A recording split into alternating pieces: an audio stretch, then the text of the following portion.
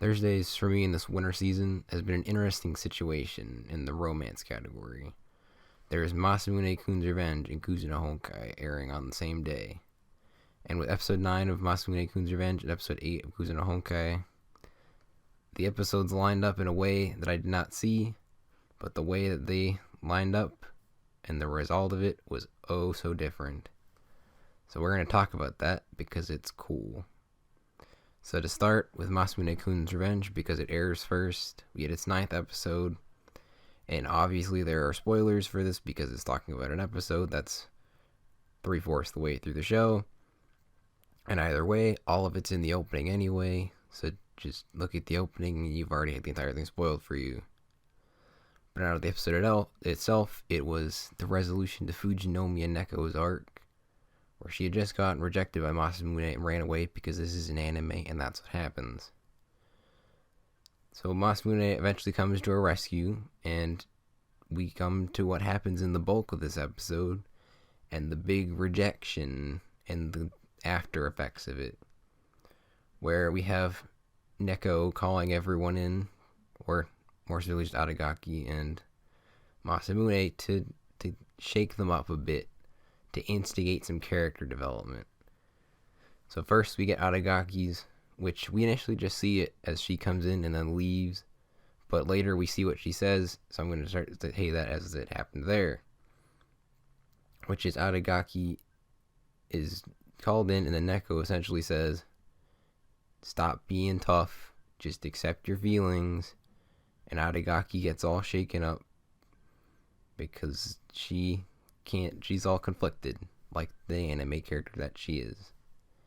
Then once Adagaki leaves, Masamune comes in, and we learn of the real past behind Neko and her love for Masamune, or at least what she tells him is the real one, which is that she essentially just picked him at random and was like, you look nice, you're gonna be my love.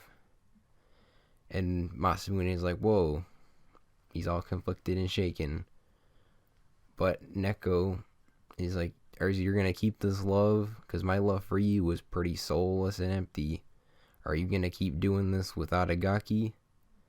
And then he leaves, and he's all shaken up too, because he's like, Neko calls him out on his bullshit, and he's like, what am I supposed to do now? Do I really want this revenge? And then, but this isn't over yet. That was the good part of this episode. We got to the end of it, where Adagaki is conflicted like the angsty teenager that she is. But then we come to the worst character introduction in this entire show that has me reeling to the point of this recording, and I hate it. Which was the introduction of the great character of the fake Masamune, because any fat boy is automatically Masamune. This is bad. This is a terrible plot point, and it's disgusting, and I actively reeled in my seat watching it. But sadly, this is actually relevant to the rest of the points in the Kuzu no Honkai side of this. If it wasn't, I wouldn't tell you, because I don't want to talk about it.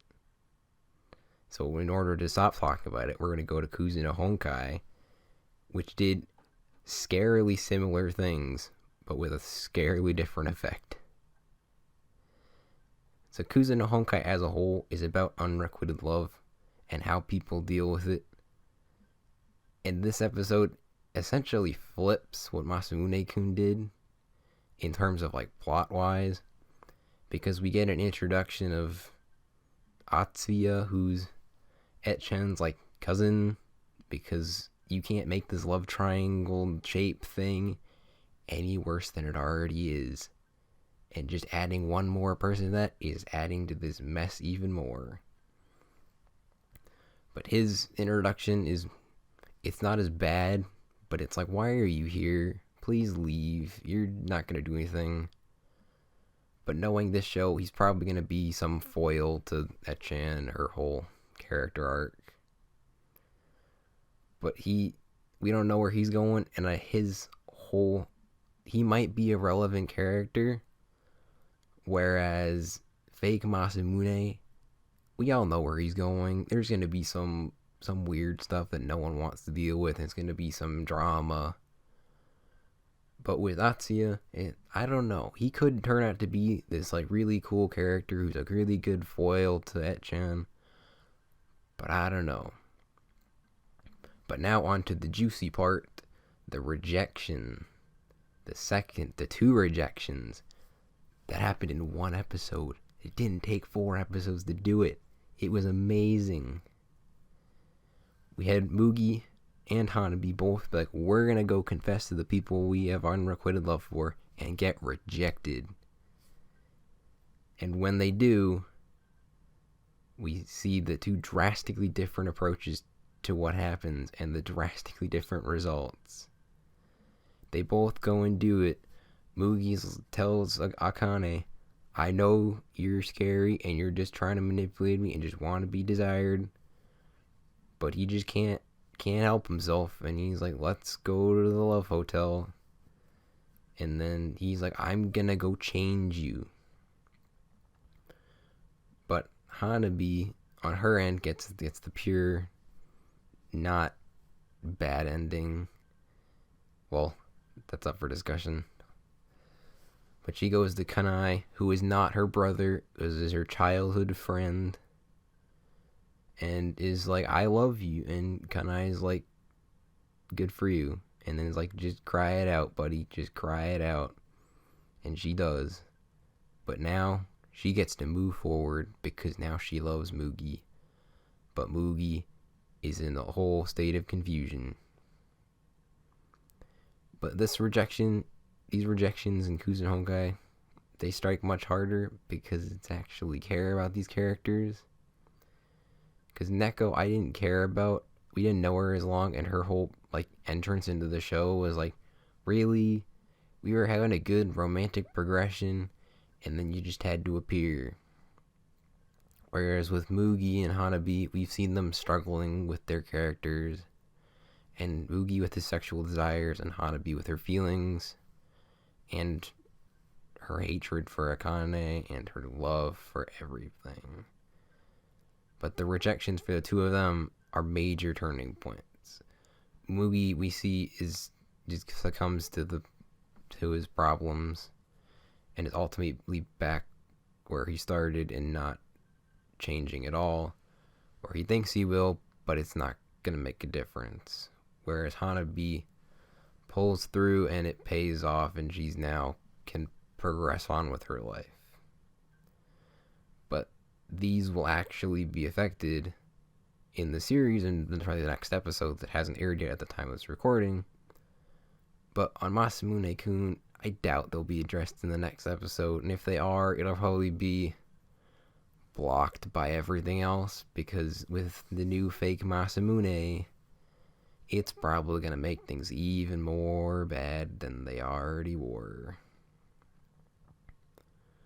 But overall, the major difference between the two, as over the watching them on each season, or this season, and seeing all of them as one juxtaposed against the other, it's two different storytelling approaches.